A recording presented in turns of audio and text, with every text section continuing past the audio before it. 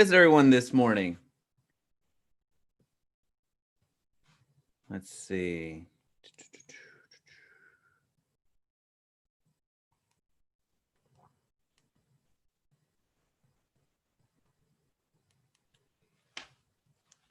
Okay, so this works. Awesome, awesome. And I can kind of see something over here. Actually, no, I can't. Let's refresh. How is everybody? Let me know in the chat if you can hear me. Just want to make sure that we are up and running with no delays and no issues. Give a couple of minutes, or not minutes, give a couple of seconds for everybody to join us. Just want to make sure that the sound is going on, and it looks like I'm on YouTube. I just don't see myself over on Facebook, but okay, there you go. All righty, so a couple of seconds and then we'll get going. We're going to give YouTube the opportunity to send out the notification to everybody that we're live. So let me know in the comment section down below where you're hearing us from. Rich, how's it going? Denise, how's it going? Welcome. And thank you for being here. Awesome, awesome. So today we're going to talk about lead ads, Facebook lead ads for real estate agents. This one's been a highly requested topic because of the changes with Facebook. It just seems that every other week there's a change with Facebook, but that is part of it. So today it was a very, well, not just today, but it's been a very requested topic. So I want to make sure to cover it. But also today we're going to go very in depth. So if you have not run any type of ad in the past, don't worry, you're in the right place. I'm going to show you how to set up structurally correctly so you can have the fundamentals down and really minimize the I guess the risk of getting shut down from Facebook. So whether you know it or not, it's a rite of passage for you to have one of your ad accounts be disabled by Facebook. It just ends up happening that way. But if you structure yourself correctly, like I'm going to show you here, you're minimizing that chance drastically. So just this past week, I had my my entire account be suspended or disabled, but I was able to successfully appeal that. So it just happens. It just happens. But at the end of the day, you can minimize your issues drastically if you set up appropriately. Warren, how's it going? Renzo, how's it going? Thanks so much for being here. Denise from Greenville, Jacobo, Miami. Awesome, awesome. All right, well, let's just jump right into it. So today we're going to create some Facebook lead ads for real estate agents. So first things first, let me share my screen so you see exactly what we're talking about today. Again, no step is going to go miss today. So as you have questions, let me know in the comment section down below. And there are some natural breaking points where I'll pause and we'll discuss them together so I can really drill down on the important aspects of lead generation. So let's start off with the business manager, because when I was going through my comment section just this morning, I get a ton of comments that I have to respond to before I start the day. There's a lot of questions about the business manager. So the question was, I've been running some ads in my personal ad account, and I just saw that I needed to create my business manager. How do I do that? Well, if you go to business.facebook/overview, well, let me read the entire thing, business.facebook.com/overview, you're going to come to the Facebook, the business manager. So structurally, what does this mean? Your business manager, think of it like an umbrella. So here you're going to be able to manage ad accounts, pages, and the people who work on them all in one place. It's free. So of course, it's a free platform that you use. So think of it as an umbrella, and you're able to create different ad accounts within that umbrella. So if you have multiple lines of businesses, if you do various things, you can keep your businesses separate. In fact, you can create multiple business managers as well. So from a structural standpoint, you absolutely need to get your business manager set up. And I'll show you before we actually launch the lead ads why that's important. But think of it for two reasons. We need to set up our business manager, one, for liability purposes, because when anybody advertises on Facebook for the very first time, you're advertising from your personal ad account. That is something that you automatically have anytime that you create an account with Facebook. So if you're running all of your ads through this one account, through your personal ad account, if you get a, let's just say you run an ad in Facebook didn't like it for whatever reason, and you get your ad account disabled, that doesn't just mean that you get that one ad account disabled, which again is the personal one. That means that you're no longer able to advertise on Facebook, period. Yeah, that's right. So if they disable your ad account and you appeal it and lose, you're out of luck.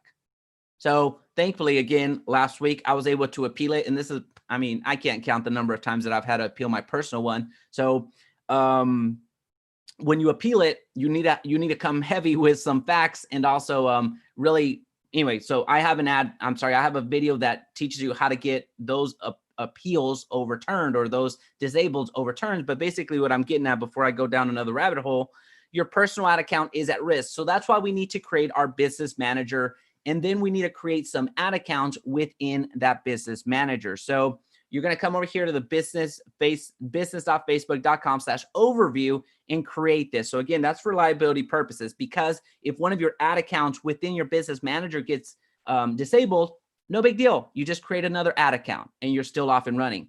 And in fact, if your business manager gets disabled, okay, that's a bit inconvenient, but you can always create another business manager account. In other words, you're not dead in the water if you do it this way. Now, the second thing is functionality. So again, the first reason that you want to create a business manager is because of the liability standpoint. So you're reducing your liability, or just the risk, maybe is a better way of saying it. And the second reason for creating your business manager is because of the functionality. There are several items that you cannot, there's several functions that you don't have access to from your personal ad account. You have to create a business manager account. I'll give you one clear example, and that is uploading your customer database. You're not able to create your customer database onto Facebook to create a custom audience if you don't have a business manager. So there's several other functions that I won't get into here, but that's just one clear example of why you need the business manager. All right. So as a reminder, with these live calls, I want to be as interactive as possible. So if there's any questions about the business manager, go ahead and drop them in. I'll make sure to address them. But we're about to get started. I just want to make sure that we address this elephant in the room, because there's still a lot of questions surrounding it. So I wanted to make sure that we took some time to cover it. Now let's go over to how to actually get into our ad accounts, because that can be a bit frustrating, especially if you're seeing exactly what I'm showing you right here, which is my news feed. So every time you log into Facebook, you have your news feed. I mean, that's something that you have as well. But if you upgraded, or if you went ahead and bit the bullet and tried the new interface out, this is what the new interface looks like. Now there's two versions. There's a lighter version, and then there's a darker version. I like the darker version because it's a little bit easier on my eyes, and I'm in front of a computer 14 to 16 hours a day. So that just made sense for me. But this is the news feed, and how you're going to get to your ads going forward is by going to create and then going to the ad. That's how you get back to the ad section.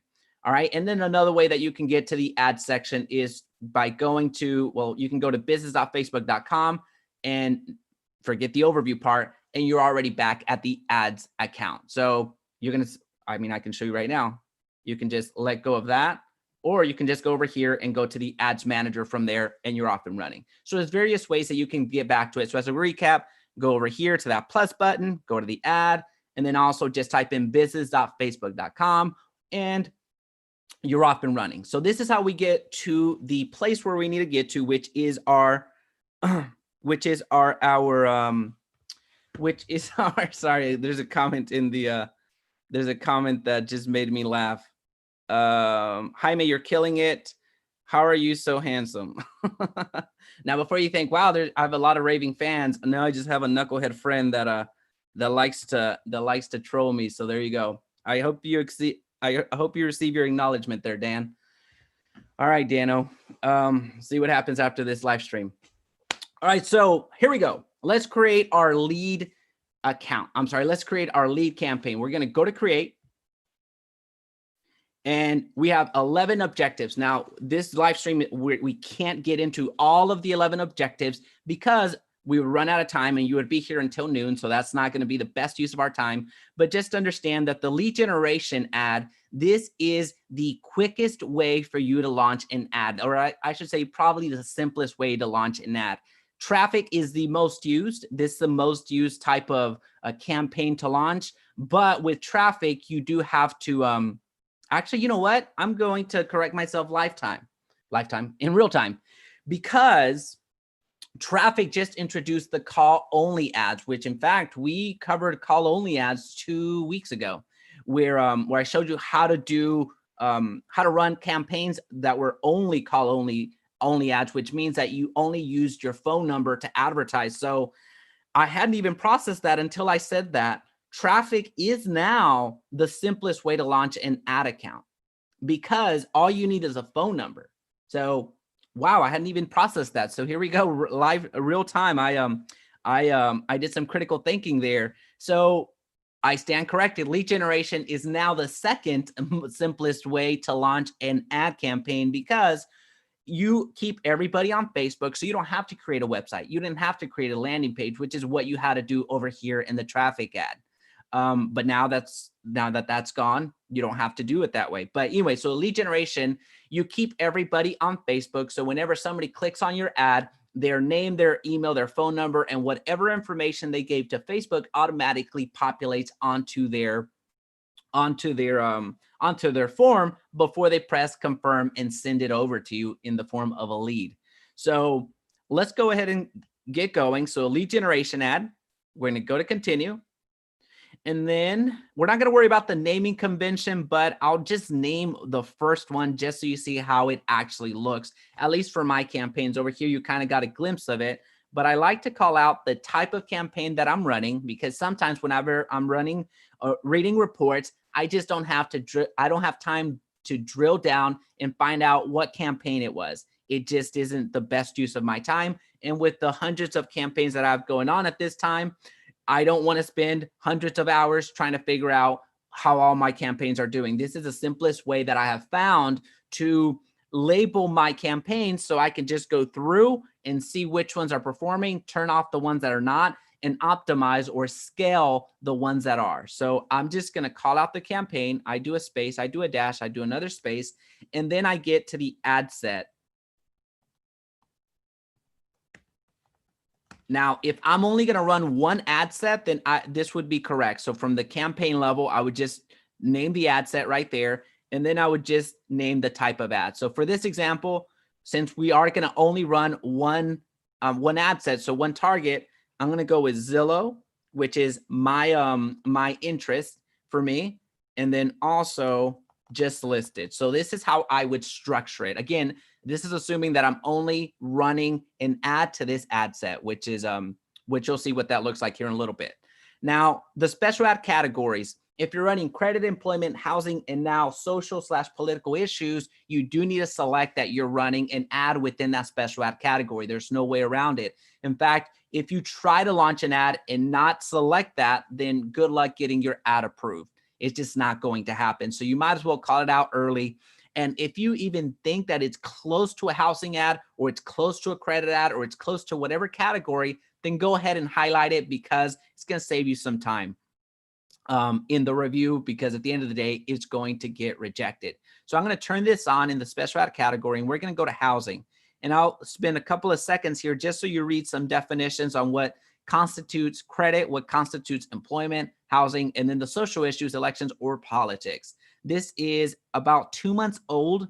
This was not here. So as we know, it's 2020, and here in the United States, there is an election coming up here in a couple of weeks or several weeks that this became an issue. So that was brought up. All right, so we're gonna go with housing.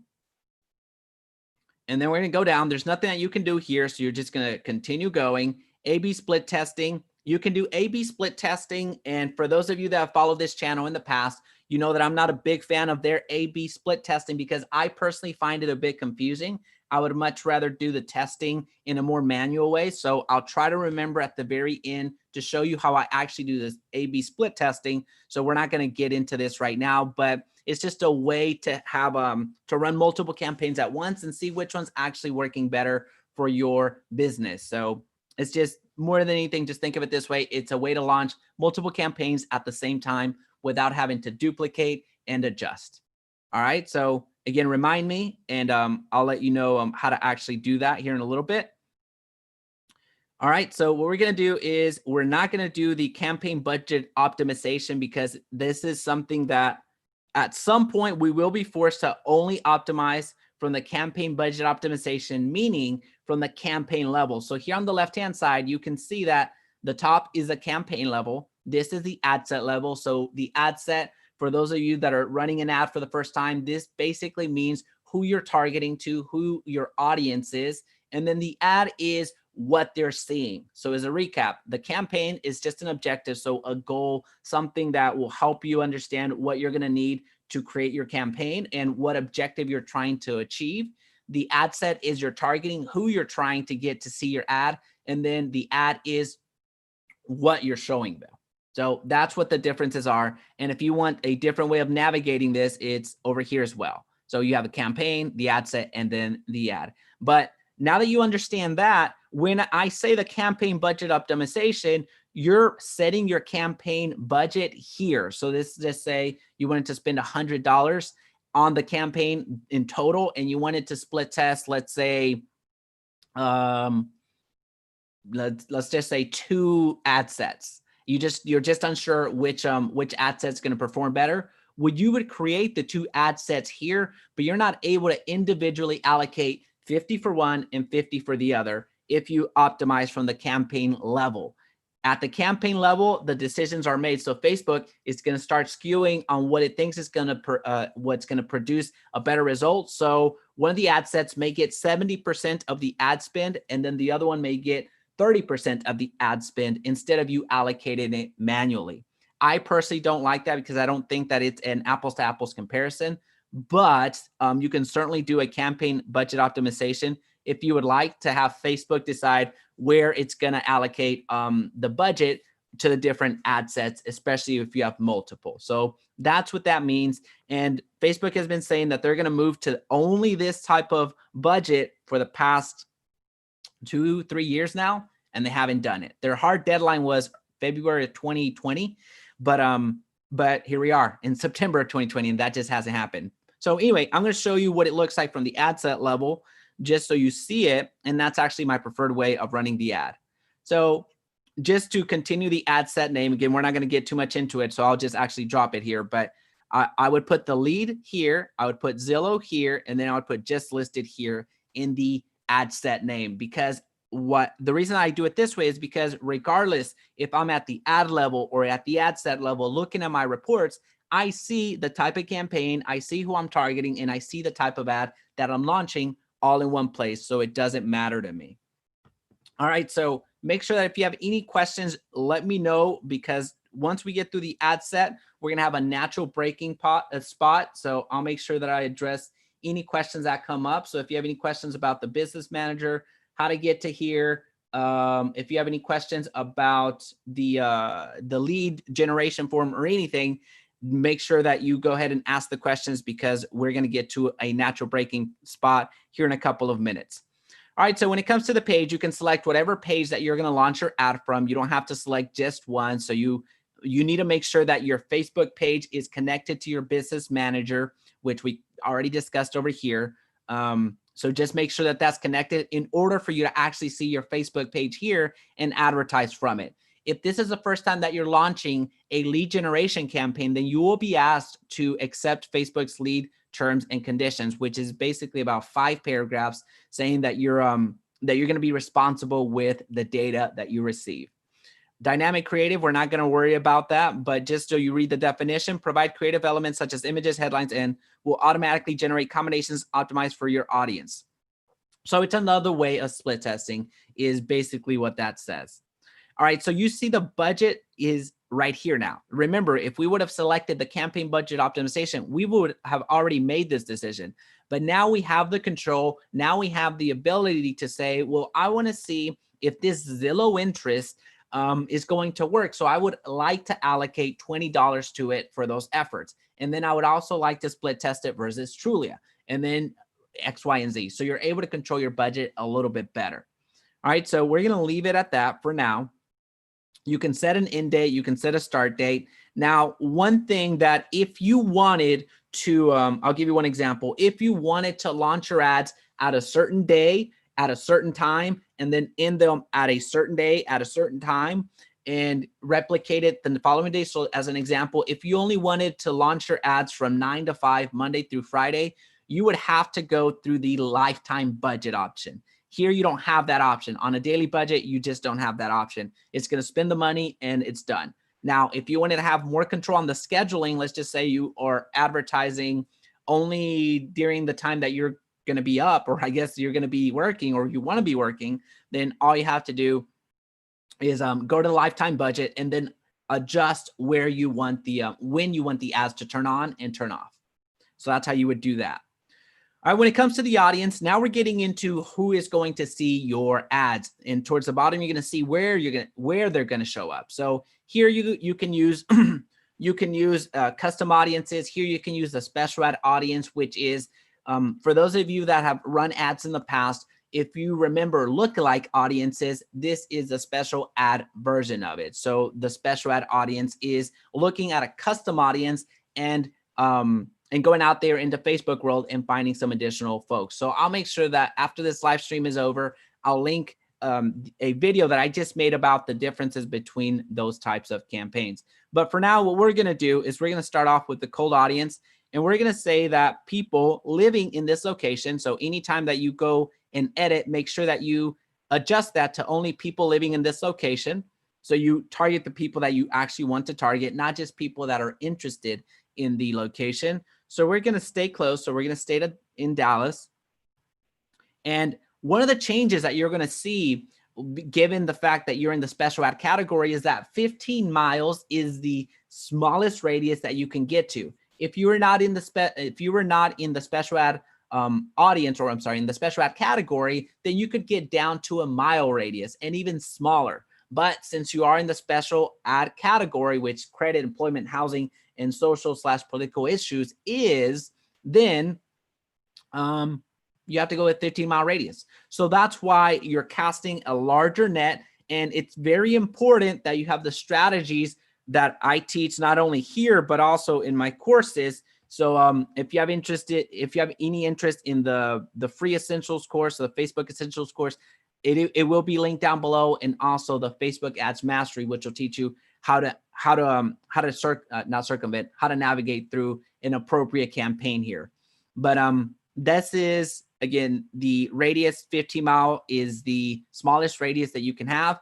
Another change that came with the special ad category is you cannot target, or you cannot filter based off of age. You cannot filter based off of gender, and you cannot filter based off of demographics or behaviors. Now, I know what you might be thinking. Well, Jaime, what in the world can you filter off of? Because it seems like now you're targeting the entire world, which in a way it's semi-right, but there is a filter that you can apply, which cue in the Zillow. The whole reason that I selected Zillow up there was because I knew where I was going with my campaign.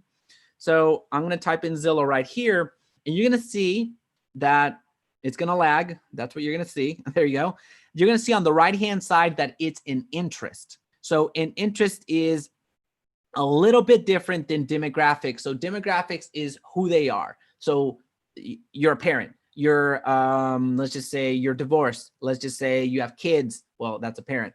Let's just say you work at a certain place. That is a demographic. That is who is being targeted, right? Now, behaviors is what you actually do. So the demographics and behaviors, you're no longer able to advertise towards, in the sense of the filters. You're still able to reach them, but you're not able to specifically call them out by name on this side when you're advertising. So you can target based off of interest, which is what I suggest that you do. So you saw that whenever I applied that Zillow interest, it was at 2.4 million. And then I applied the Zillow interest. Now it goes down to 340,000. Now, if I wanted to get more molecular, let's just say I want to get very targeted, or as targeted as I can get, what I'm going to do is go to narrow the audience. And I'm going to say, I also want people that have an interest in homes.com. And then you see that drop down to 100,000. So what we applied here was an and function. Not only do I want Zillow, but I also want people that are interested in homes.com. And you can continue doing it here as well. So you can narrow even further. And let's just say, but I also want them to be interested in Trulia. And then you see that that drops down even more. Now, that's a way to constrict the audience. Now, if you want to expand the audience, what you're going to do is a little bit different.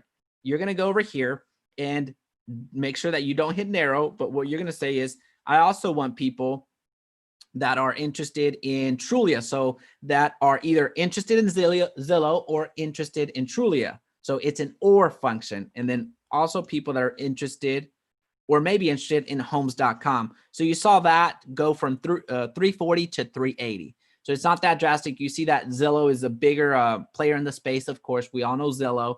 So that's how you go into targeting. Now, if I was going to do this type of targeting right here, what I would do I would add Trulia. I would add, what was it? Homes.com. I would add that right there. So I knew what was going on. I'm not calling out where I'm advertising right now, because if you're in your normal farm, you're going to advertise in the same geographic area. Now, that's why I'm not calling out all of these little nuances here, and I'm certainly not saying 15 miles. So if I am doing something abnormal, like advertising in Toronto for whatever reason, then I would call that out. Does that make sense? Awesome, awesome. So let me know if you have any questions. We're going to continue going, and we're going to have a natural breaking pause here in a little bit. So I'm going to get to your questions. I see a few come through. We're going to get to a natural break once we get to placements. Now, when we get to placements, this is where your ad is going to actually show up. If you leave automatic placements, which I know it says recommended, I don't recommend it. And I'll tell you why here in a little bit. If you were to leave automatic placements on, the manual placements, I'm going to click on manual placements. So you see everywhere where it would show. You see all of the feeds. So whether that's Facebook, Instagram, Messenger, and Facebook groups, all the stories, in-stream search, messages, are in article, apps, and sites. So this is constantly growing. So think of it as billboards. Facebook is continuing to build billboards, continuing developing areas in, again, just follow me on the analogy. It's like Facebook expanding the city, building new communities, and then putting up billboards to give people the opportunity to advertise. It's no different here. Back in the day, Facebook groups was not a thing, but then Facebook created groups to create a community, and now Facebook has gone and expanded. So think of that Facebook group as another community in a physical form, and then Facebook now has created digital billboards, which are Facebook groups feed. So you can advertise in Facebook groups. Now note, simply because you can select Facebook groups feed does not mean that you can select the individual groups that you want to advertise in. That is something that's very important to know. That I do suspect will happen. Whenever people want to advertise on groups, they want to advertise in specific groups. So I do suspect that will happen in the very future, but in the very near future, but it's not here yet. Okay, so when I'm advertising, especially to a cold audience, I am going to unselect all of these, and I'm only going to leave the Facebook news feed. And the reason for that is several-fold. One, the Facebook news feed in general is going to give you the best return on investment. Again, in general. So that's one. Two, I like split testing my placements. Anywhere where I can split test, I am going to do that. So I would use, if I wanted to come back and only advertise in the feed, then I would create another campaign and split test it and only target the Instagram feed to see where I'm getting a better return for my money. And then third, the reason that I like separating these out is because I want to have my ads be shown in the most favorable light. So we all know that Facebook newsfeed has different dimensions than the Instagram feed. And certainly that's the case with Facebook stories and Instagram stories and Messenger stories. So if you're trying to launch the same ad in the newsfeed and in the stories, then it can become problematic if your ad is just not appropriately sized. So make sure that you have that in mind so you're able to advertise appropriately. So those are the reasons that I would select manual placements. Now, the one place where I would use automatic placements, actually two places where I would use automatic placements, is if the audience was not that large. If my audience was in a smaller community and was, let's just say 50,000, 100,000, I consider that small in the Facebook's grand scheme of things. So then I would leave it in automatic placements and reach as many people as possible, because you saw that all of these others were highlighted. So that's one place if the population is small. I'm sorry, one scenario. The second scenario that I would leave the automatic placements is when I'm retargeting. So whenever I'm retargeting, let's just say somebody that clicked on my lead form, somebody that watched my video, somebody that did X, Y, and Z, then I would go to the automatic placements because it's a smaller audience. And then at that point, I do want them to see me everywhere because it's going to show and present quite well. So repetition is very important when you're trying to get your name out there. And then when it comes to the rest of it, you don't need to change anything, and especially not in the cost control. I'll just show you what the other options are. It's not like you can change the other options, but just so you see right there. And then we would hit next. All right, so let's see what questions do we have in the chat box. All right, so we are at the ad level. Is this being recorded, Joe? Yes, it is being recorded, Joe. Hopefully you can come back to it if you're not already here or still here. Yes, it is being recorded, and it's going to go live immediately as soon as the live stream is over. What is a good amount of people you should have in your potential reach? So if you're in a bigger community, so if you're in a Dallas, Fort Worth, Metroplex, if you're in Chicago, Houston, New York, Atlanta, Phoenix, a larger community, then there's really no limit. There's really no limit. I guess so you saw there, it was like 2.5 million in a 15-mile radius, which is incredibly large. So it will depend. So the question was, everybody again, so Renzo asked, what is a good amount of people you should have in your potential reach? If you're in a smaller community, get everybody.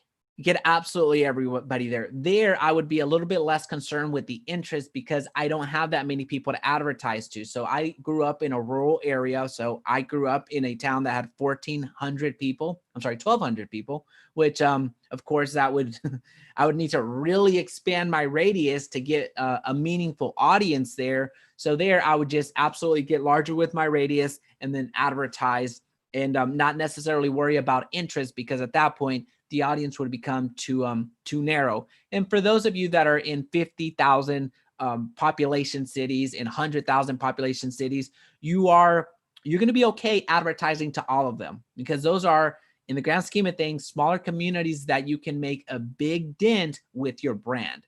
So there's not really a finite number. Now, if we are talking about larger communities that do have 2.5 or 5 million, 10 million, however many, I would like to get them down below the million. So really the sweet spot is 250 to 500,000. That's the audience that I would like to reach in a smaller, in a larger community. But that is also going to factor in the budget. If you have $100 to spend per day, then that 250 and 500,000, that is very obtainable. If you don't have $100 per day and have a smaller budget, then you do have to run that ad a little bit longer. So I would try to make it a little bit smaller. But again, we get into so many nuances. There's not a fine, concrete number. I wish I had that, but given the way that Facebook works now with the special ad audience, it's just very variable.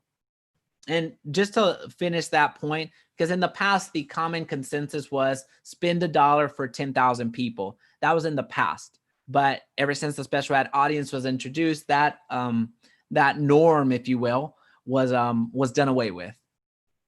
Someone created Facebook ads. Someone created a Facebook ads each time I received a lead. He told me, never received the information in my email. How can I adjust the ad so I can receive the leads myself? Donald asked the following: how can I adjust the ad so that I can receive the leads myself? So Donald, as of maybe 6 weeks ago, 2 months ago, Facebook has started sending out notifications to you whenever a lead comes in. So that is something that Facebook has really taken to heart. So that is that's something that has changed. Now, if you still aren't getting the notifications, then there are different ways that you can get the leads to you. If you have a CRM, you can connect your CRM to Facebook, so the leads automatically go into your CRM and they get automatically followed up. So if you have a CRM like KV Core, there's connections for that. Now, if you don't have a CRM and don't want to bother with the CRM, you can use some connectors like Zapier. Zapier connects different platforms to each other. So what you can do is get a Zapier account. I think you get about your first 100 zaps is what they call them, or first 100 tasks for free. So you can get a Zapier account, which is this right here, Zapier.com. You can get that, and then you can get Zapier and tap into Facebook lead forms and have them email to you directly. So that's another way to get your leads out to you. All right. Do you have a course on retargeting? Denise, my course, my Facebook Ads Mastery for Real Estate Leads, does cover retargeting at length. So yes, I do. And that will be linked down below. Is this procedure the same for real estate investors? Joe, it is. It is. The only thing that's going to be different is your ad copy. Your ad copy is going to be a little bit different. So for investors, I do work with investors. I have partners as investors, and I'm helping them with their lead generation. So we just worry about the ad copy. And so the structurally is still the same. Targeting is relatively the same, just with some tiny nuances. But the ad copy is what the most important part is, the ad copy and then the image and video that you use. So yes, you are talking about the same process or procedure. All right, so keep those questions coming. We're going to get through our ad so you see the difference. I'm sorry, how to actually complete the ad. You would name the ad. As a reminder, we're not going to go through that right now, but now you see my naming convention. You've already identified your page. The format, you can do a single image or video. Now, in order to launch an ad, you need some ad copy, which is your primary text, which is what you see right here. And then you also need either an image or a video. Those are the two elements that you need to launch your ad. So you can leave it at single image or video, or you can do carousel, which basically introduces different cards. And what do I mean by cards? That's what these are. You see the cards, you have the image, description, and then a link. You have the image, description, and link, and you can do different images or videos here as well. So for the purposes of our tutorial today, we're going to keep it simple, and we're going to go to a single image. So I'm going to change the image real quick, and I'm just going to select any house image that comes up. But you can select, you can upload any, you can use the stock versions that they have. Everything is going to work there. Now for the primary text, I'm going to come over here and get my just listed ad. So my just listed ad performs incredibly well. So you would be wise to go ahead and copy it as it sits. So when it comes to just listed, you can just listed looking to move to blank and blank city, and you would put a question mark right here. And then you would put some additional information about the property, or here you can also put a special feature about the property. Either one's going to work, or both. And then what your lead magnet is going to be is get the price, address, pictures, and then now with today's technology, we're talking about virtual tours. So offer that as your lead magnet. And the reason that I have a link right here is because you can get you can have a lead a landing page set up so you can direct them over there, but you don't have to. So this works in any type of campaign, not just the lead generation campaign, which is what we're seeing today. You can run this in a conversion campaign. You can run this in a traffic campaign. You can run it in multiple places. So not only do they have the option of clicking the link, going to your landing page and submitting their information there, but they also have the option of just clicking learn more, which is what it's going to say here in a couple of minutes or seconds, and give you their information that way. So there's various ways for that to happen. So we're going to go to headline. Let's just say Dallas home just listed. And then we're going to put will not last. So you see over here what we just built. So we have the ad copy, we have the image, we have the title, we have the description. And what we're going to do is change that sign up to learn more. All of the campaigns that I launch basically say learn more, even if I'm doing a direct sell when I'm working with physical products. All right. So is this making sense? Let me know in the comments section if there's any questions about that. We're coming to a very important part, which is creating your lead form. And I want you to not make this following mistake. So I just clicked on lead form. We're going to create a brand new one, and I'm going to go to settings, and I'm going to open this up. So this is the first step that I take every time that I create a lead form, going to settings and then open it up. So what this says is your ad can be shared with anyone, and anyone can submit this form. So this means that if the person that you're advertising to, if they go on to share your ad to their community and somebody sees that and they click learn more and submit their information, you receive that lead for free. So you don't get charged for that. All right. So that's something very important. So you get some free leads. So you're going to say, name me, please. So you're going to name the form. Well, let's just do Dallas just listed. All right. We're going to leave it with learn more, the intro. We're going to leave the image as is. We're not going to change that. And then the headline, just listed in Dallas, will not last. Notice that I'm not complicating it. I'm not saying anything that I haven't said at the ad copy. You don't want to introduce a different variable here at the lead form and have them see it and think, oh man, well, that's not what I was looking for. That's not what I clicked for. So don't introduce a wildcard at the lead form and then have people bounce out. So in the ad copy, if you didn't reference, let's just say 2 stories for whatever reason, don't reference it here. Don't try to oversell. They already clicked on your ad, and just have them just repeat what you said at the intro or at the ad copy and have them submit their information. Don't try to double sell because that's going to get people to click out. Don't introduce a wild card here. All right. So when it comes to questions, you can ask your custom questions as well. So you can do multiple choice, short answer, conditional, appointment request. So there's various ways to do that. But what we're going to do is just the pre-filled questions, just so you see how that's done. Where can I send you more details? All right, so that's going to say right there. And now what we're going to do is I like deleting that. I only like asking for the first name because that way it's a little bit more impersonal and people aren't as intimidated. And then I'm going to go for the phone number. So these are the first or the only 3 that I asked. So first name, email, phone number. And most of the people have already given this information to Facebook. So it's going to be populated already. So all they have to do is click next and it's confirmed.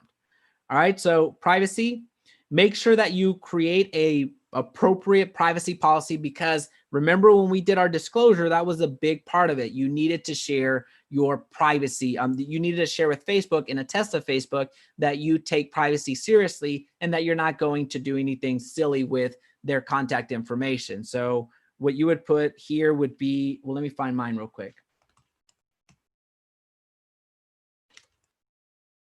All right, so I'm just going to go to my website, go to my privacy link. And it does, again, you want to get the correct one. Or you want to get at least one that's good. You can get shut down from Facebook if you don't provide a legit one. If you think that you can get away with not having a privacy policy, you're wrong. All right. So there you go. There's privacy policy. Thanks, you're all set. And then I just put check your email. This beautiful home awaits. Boom. And then you can do visit websites, so you can direct them to your IDX. You can have them download the information there, which I don't suggest. I suggest that you email it to them, and you can call the business. So you can say, let's talk. So now you're giving them the option to give you a call. Just put that, publish, and you're off and running. So then all you have to do is hit publish. But for me right now, I'm just going to close this real quick. So once you hit publish, you're off and running. Now I'm going to show you how to split test real quick. Let's just say you wanted to split test. I know it doesn't say this right here, but you wanted to split test Zillow for our example. I'm going to show you how to split test. All you have to do is press duplicate. Notice that we're at the ad set level, not the campaign level, or not at the ad. This will actually duplicate the ad, so you don't have to mess with that. And then you're going to hit duplicate right here. And then you're going to go down to right here. Oops. So let's just say let's just say this was only Zillow. I forgot to change that when we went through. All you would need to do is take Zillow out and then put Trulia here. Right there. and then you would adjust your ad set name and adjust your ad name, and then you would hit publish and you're off and running. So it's really that simple. I'm going to X out of this as well and not run through it. But let's see if we have any questions. If I used to choose video, how long or short should it be? If you're going to do more of a branding video of getting your name out there, I would suggest that it's a little bit longer. If you're going to use more of a short, if you're going to use more of a sales video, then I suggest that it's a little bit shorter. So so it can be 15 seconds, it can be 2 minutes. It just depends what content that you're providing. So again, if it's a more branding video, I would err towards the longer side. If it's more of a sales video, then I would limit it to 15, 30 seconds. All right. So folks, we are here every Monday at 9 a.m. Central. Tell your friends, hit like, let me know in the comment section down below if you have any questions. Again, a huge thank you for being here. Go ahead and smash like on your way out. And if you are not already subscribed, be sure to subscribe. We're here every single Monday. If you have any questions about what you saw today, let me know. If you have any questions about the course, they will be linked down below. If you have any questions on how to actually have me and my team do your lead generation for free, then the details are down there as well. Thank you so much for your time. This is an amazing week. Make it an amazing week, and I'll see you on the next one.